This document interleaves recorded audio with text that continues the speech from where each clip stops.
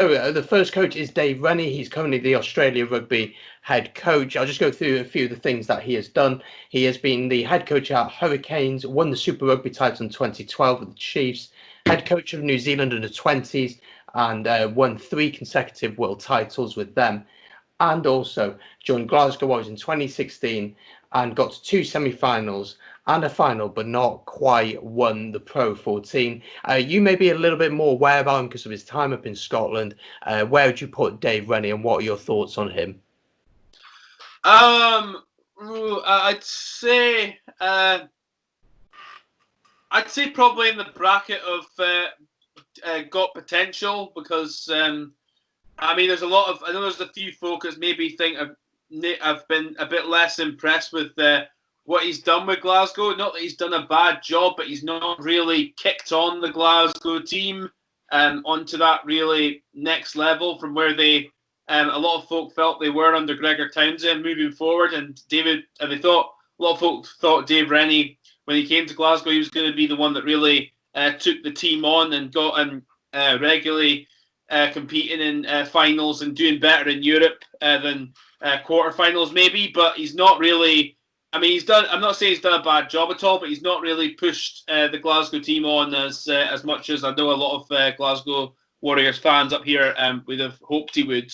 But I think he could be a good coup for Australia, because I think he's got a good coaching thing about him. But with the record of New Zealanders coaching Australian national team, i.e. What happened with Robbie Deans, we'll just have to wait and see on that one. So yeah, he's an interesting one. I think it's obviously we can't judge him on Australia because he hasn't had any time with them at all. And Michael Cheika was there for such a long time and is certainly a character in the game and has his ways of doing things. He obviously played a really good style of rugby, but he is that nearly man, if you know what I'm saying, as I think you've alluded to, that he didn't quite get over the line with them, with Glasgow Warriors, 2 semi-finals, 1 final, but he's still got a lot of potential. I think so. I 100% agree with you. He's going to go into got potential. Next up is Gary Gold. Go on, sorry, mate. No, I was just going to say, I think you have to also count his record in New Zealand. And, in New Zealand, with what he did with the Chiefs in the under-20s, working up a lot higher caliber of players, without a doubt. And I think what he does there shouldn't be discounted. Shouldn't be discounted at all either. So, yeah, but I think between great coach and got potential, I'll agree with got potential. Absolutely. Next up is Gary Gold, the head coach of the USA. A few things about him. He's South African. He's been a coach of so many different clubs, from London Irish to obviously time in South Africa to time in Japan. And now the head coach since 2018. He's had big wins, of course, against the likes of Scotland, but that was Scotland's B team, you'd have to be honest. And looking at 2019 Rugby World Cup, it was a shambles from a USA point of view. Just there was so much promise I felt going into the tournament, speaking to many USA rugby fans, and yet there was nothing special about them. They weren't memorable. They didn't take opportunities, and they were pretty poor across the whole tournament. I personally would put them in does a job, probably not too big a job, but does a job for me with Gary Gold. Where would you put him? I would put it probably either does a job or too big a job, because I know there's plenty of South Africans who don't like his coaching style very much, to say the least, especially if you speak to some of the Sharks fans. There's plenty there who aren't impressed with what he brought to the team at his time there, and there's a few Bath fans as well with mixed views on him. So yeah, I think he's obviously a good coach. He's been around. Did some good things with the USA. Rugby World Cup obviously didn't go so well for them, but I think he's not a caliber coach to actually be a head coach of a tier 1 national team. So yeah, it depends where you want to gauge, but I'll agree. I'll say between too big a job and does a job. And I think for the USA, who are looking to really close the border between the top tier nations, so they're really looking to chase down the likes of Japan now, and Fiji and the Samoans. They've got to be looking to to try and get to that level at least. And I just don't think he's the right guy. I think they need someone with a very long-term vision that's going to use the things such as Major League Rugby and use the homegrown talent and try and use that. And I think the USA job is a very long-term project. But yeah, I think does a job. I think he just squeezes into that category. Now, this is someone who you mentioned, and I absolutely love this guy. I think he's done such a good job at his current club. I'll let you take the lead on this one. Rob Baxter of Exeter Chiefs. Well, his record speaks for himself. What he's done with Exeter Chiefs is absolutely phenomenal. It's phenomenal, pardon me. Taking them basically from second-tier rugby in England right up to being Premier League champions.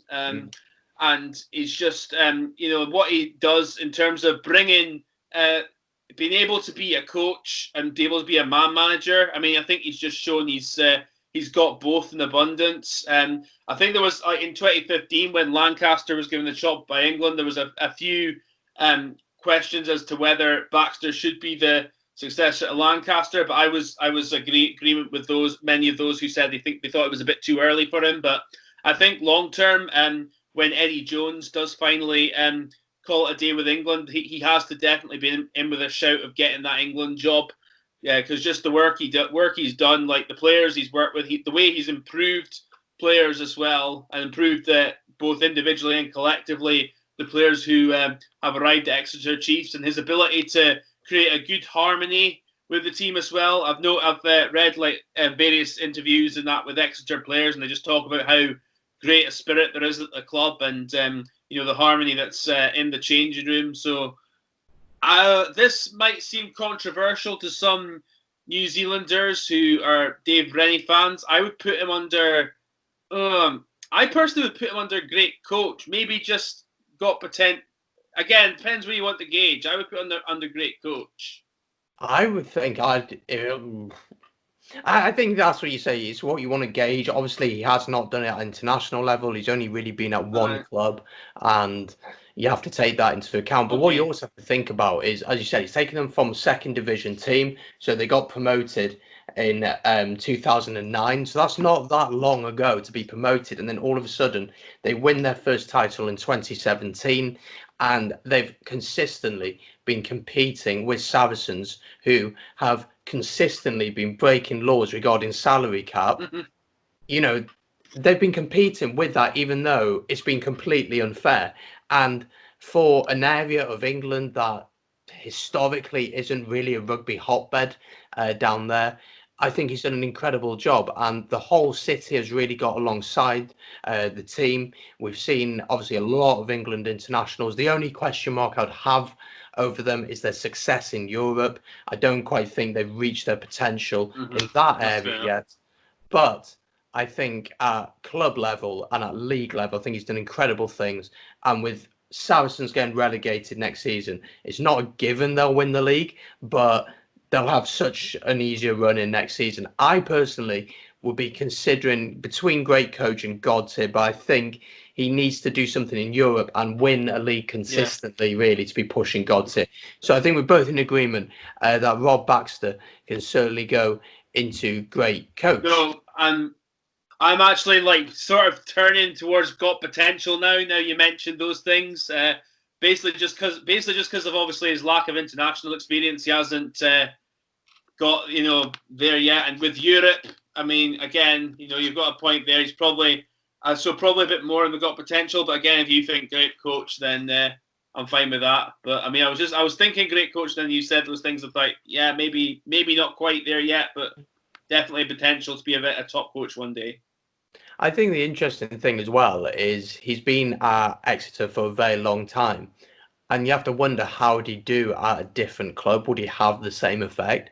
And that's very difficult to know because he's obviously only been at one club. But I generally think that he deserves to be a great coach. So I'm going to put my foot down on this one. He's staying there. We're going to head across the channel. The Frenchman, the France head coach currently, it is Fabian Galthie, of course, got the job last year, and he has had a Six Nations with his side. Obviously plays a very attractive style of rugby, a bit of a madman. Played as a scrum half, so can always talk a lot. What are your thoughts on him? impressed with what he's done with the France team, generally since he's come into the France setup pre the 2019 World Cup. You just noticed a massive difference in how much better organised they are, both in defence and also when they have the ball. They're just because before, I think for years before, they were just basically playing like one-up pods and just being so predictable in that sense. And since Galthie has come in, it's just little details. They're mixing it up a bit more. They're getting a better balance of knowing when to crash and when to spread the ball wide. A lot better than they used to under Brunel and likes of Neuves and Saint-André. But I think he's a good shout for being a France head coach right now. I think there's still things about his coaching style which I've read about, which doesn't always rub off on players long term, as with what happened with Montpellier when he was going really well for a few years and then it went sour in his last season in charge before he was given the boot. And I think because he's got apparently a very brutal man management kind of way of speaking to players, which sometimes can give players initial fear factor, but long run, players that doesn't always work. So I'd say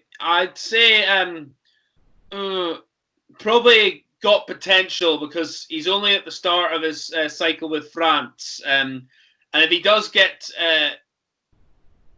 improve this French team and they do end up winning Grand Slams and do well at the next World Cup, I think you can put him in the higher bracket. But you also have to take into account his club record with Montpellier as well as Toulon and Stade Francais. As far as I know, he didn't win any major trophies, but he got to a couple of French top 14 finals, which is a good achievement in itself. But I would say got potential. So. Absolutely agree with you. I think France have been really interesting in the past Six Nations. Very good to watch, but we know that, I hate to say it, the cliche, but the French can be French and they can all of a sudden just give up and throw everything out the window. Hopefully Sean Edwards coming along will help that. But Galthie himself, as you said, hasn't won anything in his career at all. And the way things ended at Montpellier, his coaching career, he won plenty of stuff in his playing career. So of course, but the way things ended at Montpellier was pretty sour, and you have to think, if you want, France need a long-term coach because you think of the talent in that squad, Dupont and Tamac. Poirot is now retired, so not Poirot, but Penaud on the wing and players such as that. There are so many great players in that team who have a lot of potential. And it's going to be really interesting to see what we can do with this side over the next 4 years as they host the World Cup, of course. And would probably, by that point, if things have gone pretty well, be favourites for the tournament. So I'm very happy to put him into got potential. Next up then is the Argentinian Mario Ledesma. He started as a forwards coach with Stade Francais and basically followed Michael Cheika around the globe with loads of different coaching roles in France, in Australia, and is now the head coach of Argentina after being at Jaguares. In all honesty, I don't think he's done that well, to be honest. Argentina's recent record is pretty bad, but you do have to consider who they're playing against in the Four Nations. Obviously, they're playing South Africa, Australia, and New Zealand. But to think that Australia are not in a good place at the minute, to be honest. He's only won 2 out of 15 games for Argentina. And with Jaguares, did okay, I think, bringing them into Super Rugby, but certainly didn't change the game at all. I think he's in too big a job at Argentina.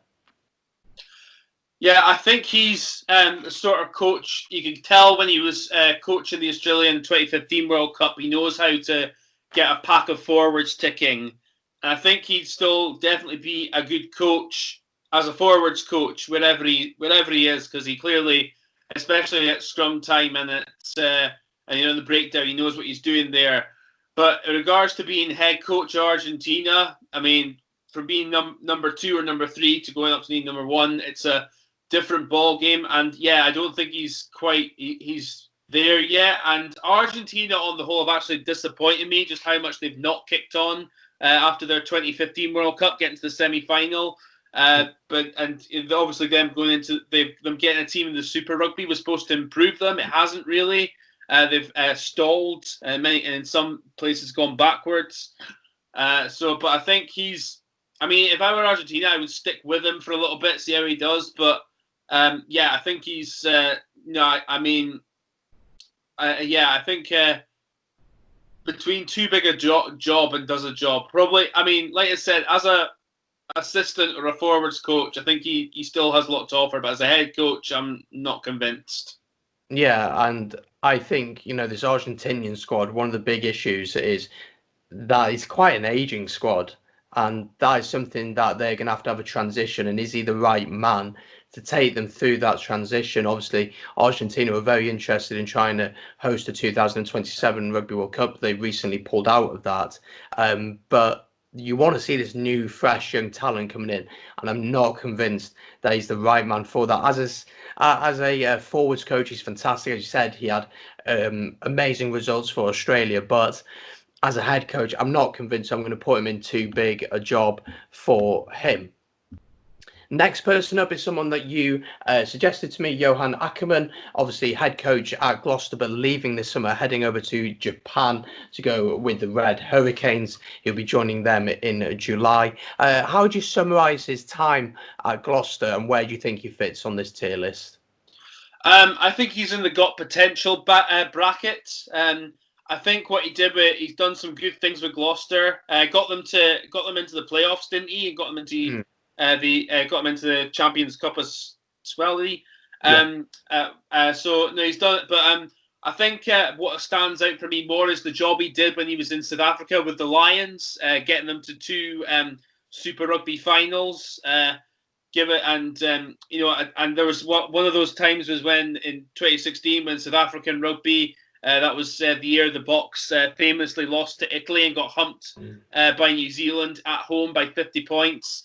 What he did with the Lions just showed what a good manager he is on the collective side, because he got a collective team together and they got to the final, and then they got to the final again the following year. I think it was the following year. It shows like he knows how to gel a group of players. He's done some good stuff at Gloucester as well. They played some really, really good brand of rugby to Gloucester under his under his head coaching. So I think he's definitely got it in one day. I don't think he's quite ready for like a big international job. Maybe an international job like one of the smaller tier 1 nations or tier 2 nations, but I think, like, in long term, I think he's definitely got in him to possibly be a Springbok coach, but I don't think he's quite there yet. So I would put him under got potential. Yeah, agree. I think, as you said, the way that Gloucester played, I didn't really watch him his side much with the Lions, but with Gloucester, they play such an attractive style of rugby. It's really enjoyable to watch. We've seen the rise of likes of Louis Rees-Zammit. Obviously, when you got Cipriani controlling from number 10, it is always interesting to watch. But he's managed to get that team to play for each other, to work for each other. And I think it's a weird move, him going to Japan, but maybe he feels it's an end of a cycle at Gloucester. He'll go to Japan for a few years and then we'll come back to either in Southern Hemisphere rugby or up here in the UK or France. It'd be interesting to see where he goes next, but absolutely agree with you. I think he's got to go in the got potential brackets. Next up is one of the heroes of the 2019 Rugby World Cup. It is Jamie Joseph, head coach of Japan. As I said, an amazing Rugby World Cup. Won the Asia Rugby Championships in 2017 and won the Rugby Pacific Championships in 2019 with Japan. What are your thoughts on the New Zealander? I think he's got to go under great coach. Just coming off the back of the 2015 World Cup with what Eddie Jones did with them, it was always going to be a difficult task for him, especially with the 2019 World Cup obviously being held in Japan. But I think one could argue, because a lot of the other nations still had their Six Nations and Rugby Championships to focus on now, whereas Jamie Joseph with Japan, his main focus was just getting them ready for hosting that 2019 World Cup and making sure they're a competitive team for that tournament, and he did a fantastic job at that. And just I think considering the depth of, well, the quality of talent he has to work with, not that it's bad, but it's not on par with the tier one nations if you're just looking at it on paper. But sort of what he did, like bringing them together, playing a brand of rugby that is really easy on the eyes and fantastic to watch. Such low handling errors as well. I think like that game against Scotland, I don't think they made a single handling error for 80 minutes, which is amazing. And also just organising them as a defensive unit as well as being with ball in hand. I mean, their defence against Ireland, albeit Ireland's attack was very blunt and pedestrian for a lot of that second half, but I thought Japan's defence that day was absolutely outstanding but also a bit cute sometimes with the regards to the offside lines. But so I think and just considering what the group of players he has to work with in terms of on paper the level they're at, I think he has to go under a great coach, and I think he was a lot of ways unlucky that the All Blacks didn't pick him to replace Steve Hansen. So great coach for me. I think he, at the World Cup in 2019, Japan played a fantastic style of rugby. They had this incredible togetherness that really took them through games. And yeah, as you said, I think he was really unlucky. I think New Zealand do have this tendency, though, to obviously go with their assistant coaches, and we'll get to Ian Foster in a little bit. But he has this ability to get this team together, to work hard together. And as you said, they dismantled two tier one nations, which, okay, both sides didn't play particularly well that day, but take nothing away from the Japanese side. They were incredible on those two occasions, but just came up against a brute force in South Africa at that tournament. So Jamie Joseph's certainly going to be a great coach, and it'll be interesting to see over the next few years, if Ian Foster's struggling, he might be the guy to go to. I'm going to let you take the lead on the next guy, because it's obviously very close to your heart. Gregor Townsend, Scotland head coach. You're Scottish. Do you love him or hate him? Where should he be in this tier list? If you've looked at my videos post World Cup, it would be in the hate him bracket. If you've taken him after the recent Six Nations, it would be a bit closer to somewhere in the middle. Because what he has impressed me is he has I'm just going to talk in the context of from the World Cup going to the Six Nations, is he has seemed to have learned a lot from some of his mistakes at the World Cup in terms of how he's getting us to play. I mean, he's for years he tried to play like a sort of open, fast flowing rugby, but sometimes you need to know when to play that style of rugby. You can't just be open and fast, expansive all the time. And he's taken us back into being a bit more of a direct team, a lot grittier up front, a lot tighter in defence, which isn't always the most attractive rugby on the eyes. But sadly, in this day and age, with the way the game is, you need to be. That's the game style seems to be the way to success, and at the very least, being a hard team to beat, which we were in the Six Nations. Even the two games we lost, we got losing bonus points off both of them. We weren't thrashed at all in the Six Nations. So I think in terms of that and showing that he is learning as a coach, that impresses me. But also the World Cup and just how that went so wrong. His selections against Ireland, his selections at the start of the tournament.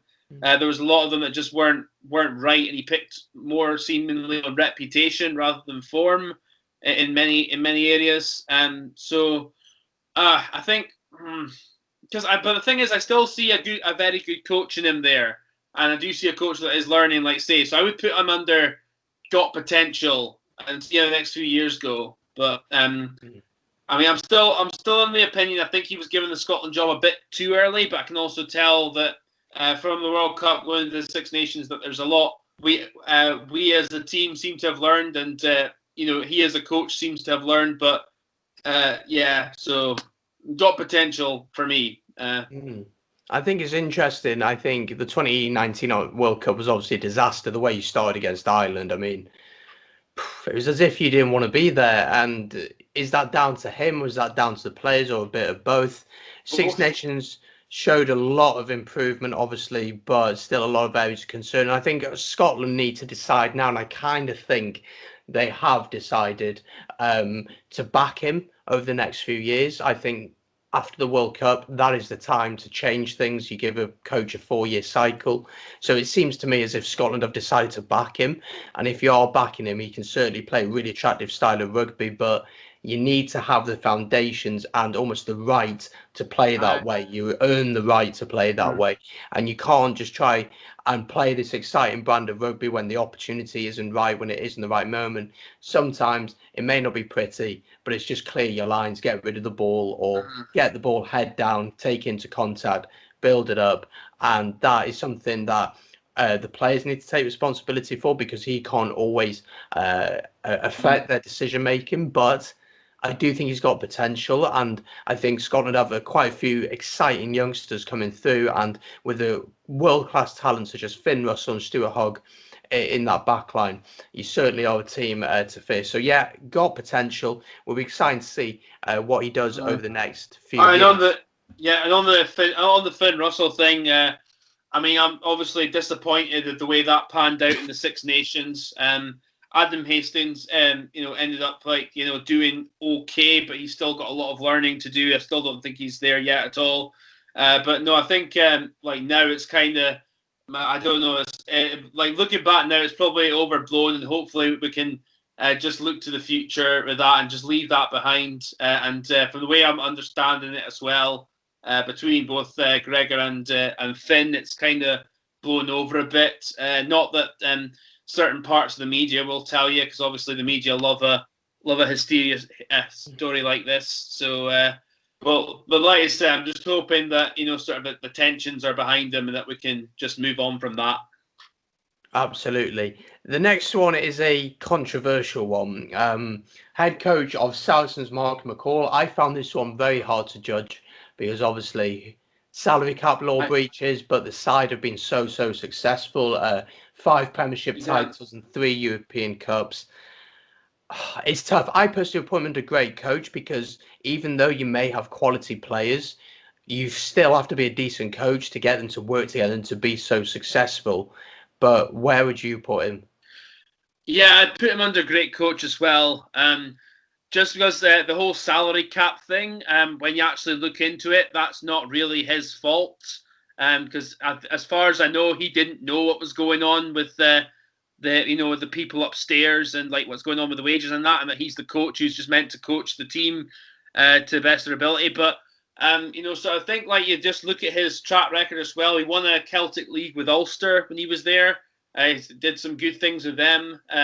Came in as part of the Saracens coaching team when Brendan Venter was head coach, and then he took over from Venter afterwards and became Saracens head coach. And just look at the success they've had. And he's a guy obviously got quality players, but he knows how to get them clicking. He knows how to create a good dressing room.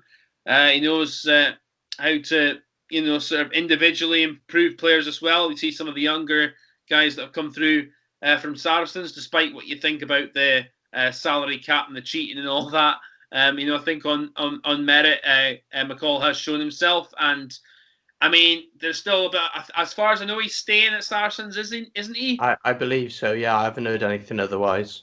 All right. Okay. So, assuming he does, let's just go with assuming he does stay. I think it's no doubt he'll get Saracens back up first attempt, especially if they're keeping the majority of their better players about. So yeah, I think despite the salary cap stuff, which again I don't think is his fault really, because I don't know what he knew about that. As far as I'm aware, like I said, I didn't know that much. So I go under great coach. Yeah, I think it's his record speaks for himself, and as I said before, even if you have world-class players all over the pitch, you've got to work hard to make them work together and to gel as a team. So, yeah, very happy to put him in great coach. And as you say, as far as we're aware, he didn't know about the salary cap law breaches. He wasn't part of that, and he was just working with the squad that he had. Next up, we're going to go to a team that pisses me off so much in the Pro 14, just don't stop winning. It is Leinster and it's Leo Cullen. Brilliant coach, been the coach at Leinster since 2015. Won the Pro 14 twice and a European Cup in 2018. I just think there's one place for him. That is great coach. I think got potential. Okay. Because I think he's. I think because probably a similar argument to Rob Baxter, even though he's in great coach category, in that so if he's only really coached Leinster, he hasn't really gone anywhere else, and also I think he's had a lot of help from Stuart Lancaster alongside him at Leinster, and if Stuart Lancaster wasn't there, you just wonder how would his reputation stand up to his ability as high as it has done.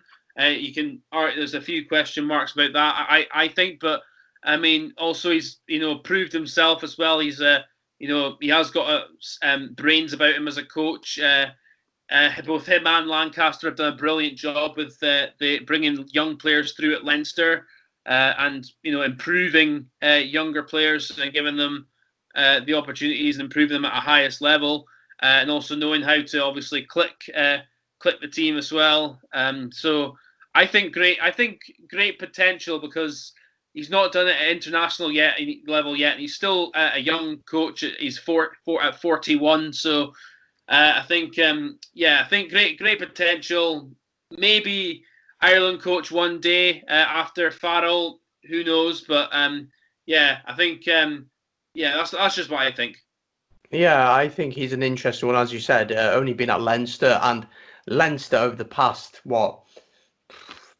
probably 7-8 years have been very dominant in the league, pretty much. And so when he joined, was it given to him on a plate in a sense that a lot of the foundations were there to make them a great side, and they've just dominated over the past 5 years. And it just seems as if even if they put their B team out, they're beating most sides. Yeah, I think because of his age, he can certainly go into got potential. So we'll put him in got potential. Again, be interesting to see him outside of Leinster. Obviously, Stuart Lancaster, as you said, has had a big influence, I'm sure, on what's going on there. Next up is probably the easiest on the list, Rassie Erasmus. I'm just putting it out there, God tier right now, because he's taken a mediocre South African team, probably one of the worst South African teams we've seen in a very, very, very long time, and taken them to Rugby World Cup champions. I mean, he's got to go in God tier. Should give up coaching. Well, he is giving up coaching, so. He's got to be in God tier, surely, mate. Well, the thing is, he is giving up coaching because he's going upstairs to the director's box when rugby resumes. Although I think he will have a very significant coaching influence, I have no doubt, at the Lions tour next year. Okay, I agree with you. God tier. I mean, not just that, just because he did some great work at the Stormers when he was there as well, and did pretty well with Munster. Did well with Munster too. Came up against a very good Saracens side in that Pro 14 final back in 2017 with Munster. Just what he's done with South Africa has been absolutely phenomenal. Just the way he's managed to get them together, improve them, and just get them back to being world champions. I mean, that's just an absolute phenomenal thing, a phenomenal feat. And I think he deserves to be knighted after all he's done. Like, just took him 2 years, and it's like coaches generally go on a 4-year plan to get their teams ready and prepared for a World Cup. And he just came in sort of. And it wasn't even 2 years; it was something like 18 months. Mm-hmm. Like, he just came in and sort of just managed to get them back up, beating New Zealand in New Zealand, and doing what he's done at the World Cup, getting South Africa playing, going back to playing the way we expect South African to play, the traditionals of having a big, powerful pack of forwards and a strong kicking game, a game that's based on territory and power, and he's done worked wonders with them there. Yeah, I think he took a team which is very dysfunctional all over the place and got them to work really well together. Got back to, as you said, to what being South African rugby is like. Very dominant in scrum, very powerful up front, physical, but great finishers, flair players on the wing. The likes of Chesley and Colby, of course, is the one that stands out. And to do in such a short time, again, as you said, is an incredible feat in itself. And he's certainly going in God tier. Next up then is Andy Farrell. He knows how to tackle, that's for sure. But where does he fit on our tier list? He's an interesting one. Came in after Joe Schmidt. Lots of success under Joe Schmidt. But you felt as if for Ireland it was time to move on after a disappointing 2018, I believe it was. It must have been 2019, sorry. Obviously, disappointing World Cup and a disappointing Six Nations where England just ran all over them. Where would you put Andy Farrell, or is it possibly too early to judge him? I'd say got potential, because one thing that did impress me about him in the Six Nations, the 3 games he did chase charge, was his ability to seemingly learn from mistakes in his previous game, and also his ability to analyse the opposition. Like against Wales, he spotted there was problems with that Welsh out wide defence, and he everyone put it together. Well, yeah, but I mean, it was really, he was like the first one, I should say, and and obviously France and England then followed suit. But he had ability to spot there was a weakness there, and he exploited that really well, which is what coaches do. But then against England, Ireland just seemed to go back into their shells, and then they got exploited with their weakness at running backwards on kicks through, and also up front, they were dominated that game as well. But I think like Andy Farrell, he's got a lot of potential. He's shown good pedigree with obviously being defence coach of Ireland, defence coach of the Lions for 2 tours. None of the tours losses, and beating the All Blacks twice. 3 times. Pardon me, beating the All Blacks 3 times. 4 times. He's beaten them 4 times. Sorry, he's beaten them once with England, once with the Lions, and twice with Ireland as defence coach. But obviously a head coach, a completely different ball game. But I think so far he's showing he's still got a bit to learn. But he's definitely, I think he is starting to move Ireland forward a bit. But he needs to. One thing he does need to do, though, with this Ireland team is stop relying on like the old guard and actually, sort of if they're not performing, just like sling them out and like pick players who are actually on form, i.e., like John Cooney over Conor Murray generally right now. So that's one thing that I think like he needs to look at, get away from the sort of conservative and reliant on experience too much. Not that you should be just like radically changing the whole team, but go about pick on form more than just reputation. And now's the exact time to start doing that. Obviously, with a new cycle, 4 years until the next World Cup, I think fans are more accepting and more aware that coaches are going to try different things. New players are going to come into the fold. Certainly at Wales, we'll get on to Wayne Pivac in just a second, but we are accepting of the fact that he is going to try new things. Not everything is going to work. We're going to see new players coming in, players who he'll try out and may find out that they're not right for this level of rugby. And I think that he has to start doing those big decisions. As you said, the likes of John Cooney coming in, Jordan Lama has come in a lot more recently, and picking players on form. I also think the decision to give the captaincy to Sexton was quite a strange decision because of his age. He's unlikely to be at the next Rugby World Cup, and with injuries that he's had in the past. But I think he's got potential. He's certainly shown that he can definitely do some good things. Next up, we're moving on to possibly the greatest coach of all time, if I may say. No, I'm not. He's not the greatest coach of all time, but he's definitely up there. He is an incredible coach. He has won 3 Grand Slams, 2 Rugby World Cups, 1 Lions tour, and also will be Lions coach for the 2021 series. It's Mr. Warren Gatland. There's only one place in my heart for him, but where is he going for you, Kyle? Great coach, I have to say. The only reason I'm saying that is just because he hasn't won a World Cup yet. So, but albeit, no disrespect, he has been with Wales and Ireland at World Cups. But no, what he's done with Wales has been absolutely phenomenal. What he's done with the Lions has been absolutely phenomenal. He did a fantastic job at Wasps as well. Ireland, he really I think his time at Ireland was really the start of Ireland being on the improvement cycle, because throughout the 90s, Ireland were just such a shit team, and Ireland fans will fully vouch for me on that one, and they'll agree with me. And then he was the one who gave caps to the likes of Brian O'Driscoll, Ronan O'Gara, Peter Stringer, Shane Horgan, John Hayes, players who just helped raise Ireland and improve the team, along with more experienced heads in that team, like Keith Wood at that time.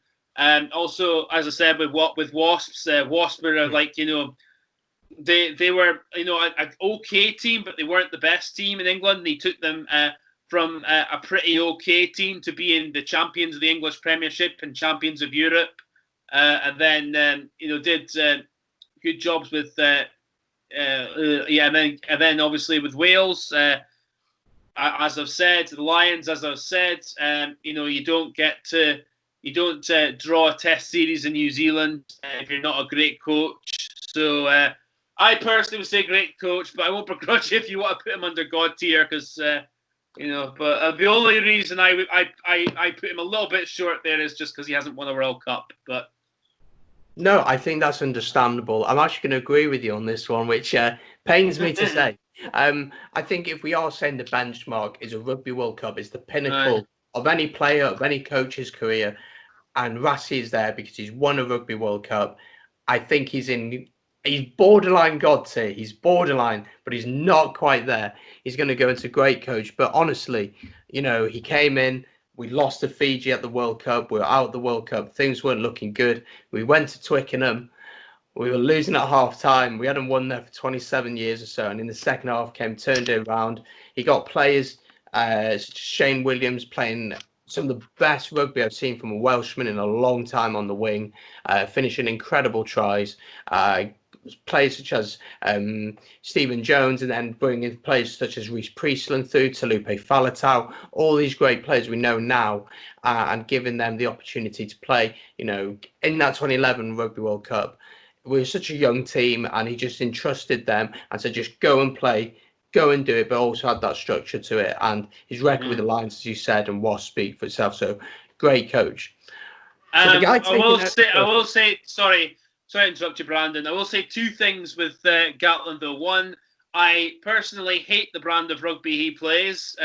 That's just my personal opinion, because I am more for the open attacking rugby, not so much the direct, rugby that he plays. But I understand fully he knows how to get the job done that's effective. And two, obviously, the whole thing with Brian O'Driscoll, absolutely not a bitter thing at all. They've made up since, I know that. But because it's important to remember that Gatland is the one who gave Drico his first cap back in 1999 for Ireland, and he was the first one to drop him in that particular game. Looking back on it now, I personally was one of the critics at the time, but looking back on it now, you have to say, yeah, he got it right, because they got the results, and both Davis and Roberts were on fire that game. So he's not afraid to, even though I don't like the brand of rugby he plays particularly, I have to praise him that he's not afraid to be ballsy, and he seems to have the ability to know when a player's time in a team is at an end and when to change things around, and how to get the best out of the players he coaches as well. And great coach. Yeah, agree with everything you said there, mate. Moving on from an ex-Wales coach to the current Wales coach is Wayne Pivac. Of course, was formerly at the Scarlets, won the Pro 12 in 2017, beating Munster 46-22, and plays a really great style of rugby. But took over the Wales job, of course, after Gatland at the World Cup. Came in, was always going to be tough for whoever was stepping in, a bit like at Manchester United when Alex Ferguson stepped down, because it's such a long time that he'd been there. And we've seen the transition from Gatland to Pivac being a very challenging one, a very difficult one to watch. I think the loss of Sean Edwards is a massive loss for us. And really, we should have done whatever it took to keep him. Just offering him a 1-year deal, apparently. Then France come and offer him a 4-year deal probably on double the amount of money. Was just ridiculous on the Welsh Rugby Union, but Pivac's got a great style of rugby, but a few faults in there. I'd put him in got potential. Yeah, I agree with you. Got potential. I just had to laugh there with you, Sir Alex Ferguson comparison, basically saying that Wayne Pivac is basically the David Moyes of Welsh rugby now. Let's hope not. Let's hope not.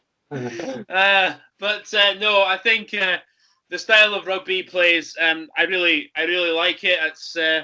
It's probably my one I have a preference for, and what I'd like to see rugby union going back to, being like more free flowing and open rugby rather than being all about the defence and being direct and powerful. But no, he's. I mean, that's where I've got a bit of a soft spot for him in Wales right now, is because I think I see what he's trying to do, but in execution, and I think personnel to some extent as well, there's still areas to improve, and it's fallen a bit short. But I think in the next couple of years, because it took a bit of time. You have to remember when he was at the Scarlets as well. It took a bit of time for him to get the Scarlets playing the way they did. That eventually led them to win the 2017 Pro 14. And also have to look at with Fiji, of course. Let's not forget he was the Fiji head coach when Fiji dumped Wales out of that 2007 World Cup. I'm totally over it. That was a wonderful game. I absolutely loved it. It was one of the best World Cup games ever. But he was the head coach of Fiji that day. So, yeah, I think, give him a bit of time, another year or so, I think you'll see Wales playing some fantastic rugby. Will it be enough to win a Grand Slam? Time will tell. But, I think got potential is fair right now.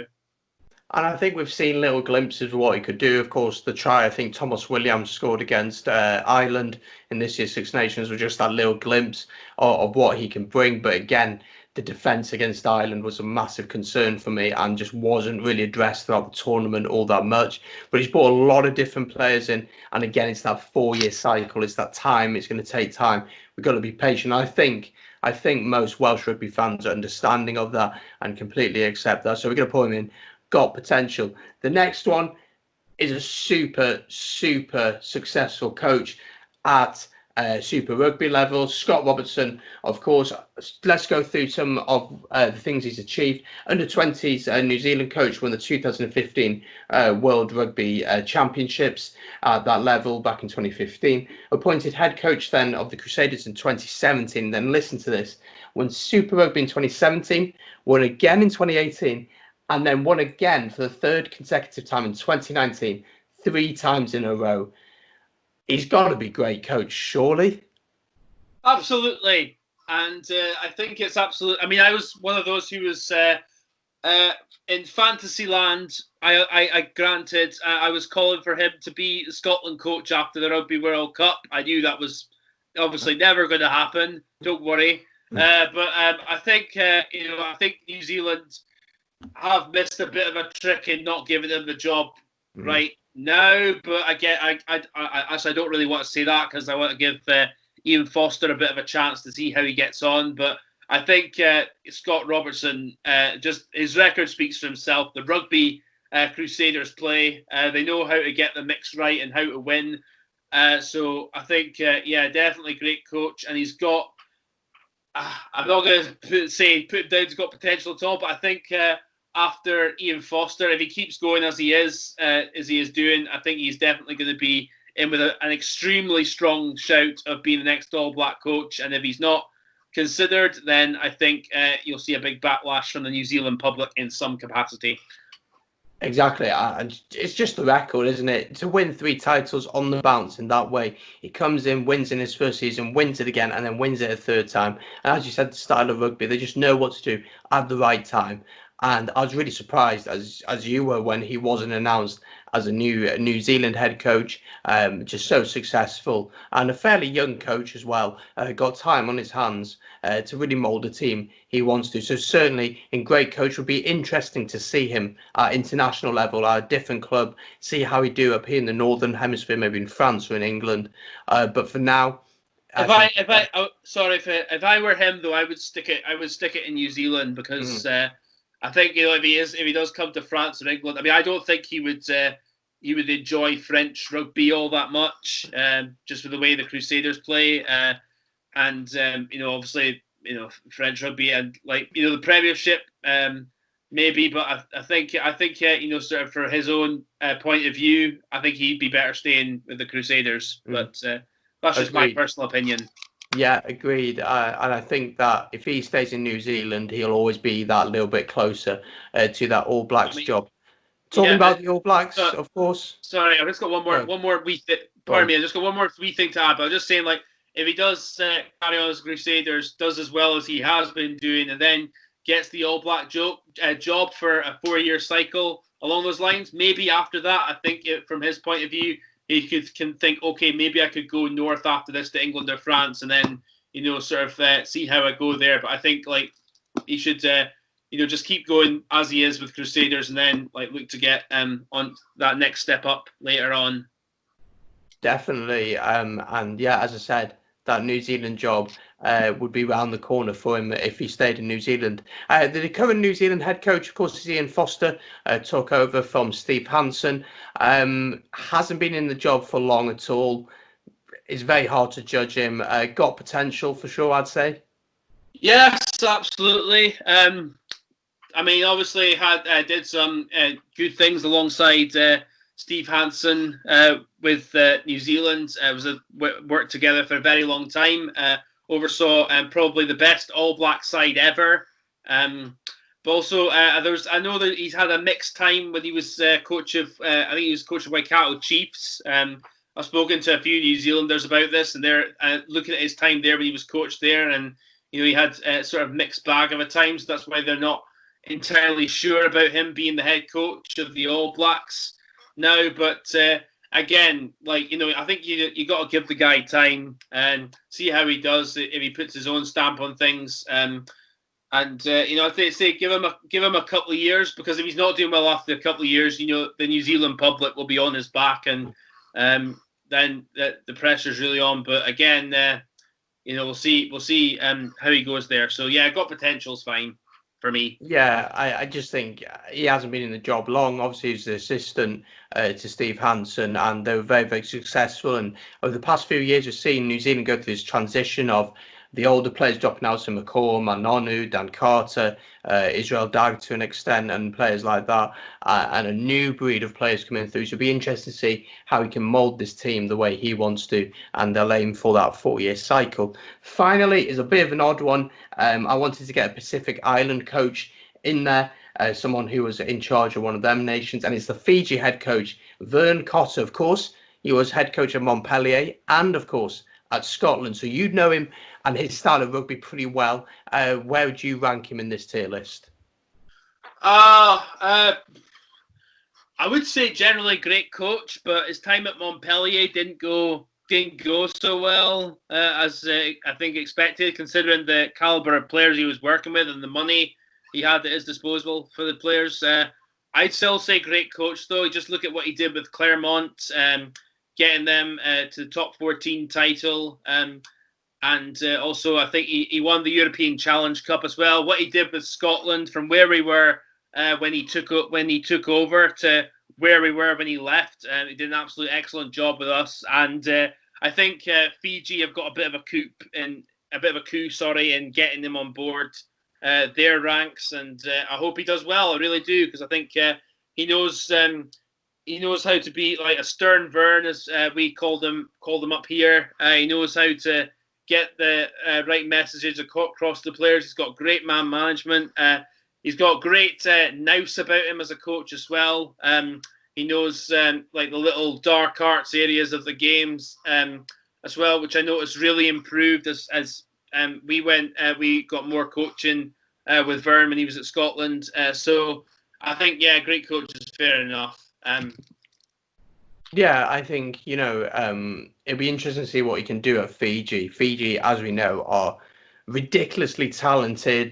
They are just built for rugby. They're big, they're strong, they're quick, and they have the technical ability. But it's about, I think they're slowly getting there now. but it's about having the structure, having the discipline, having the know-how of what to do when. This isn't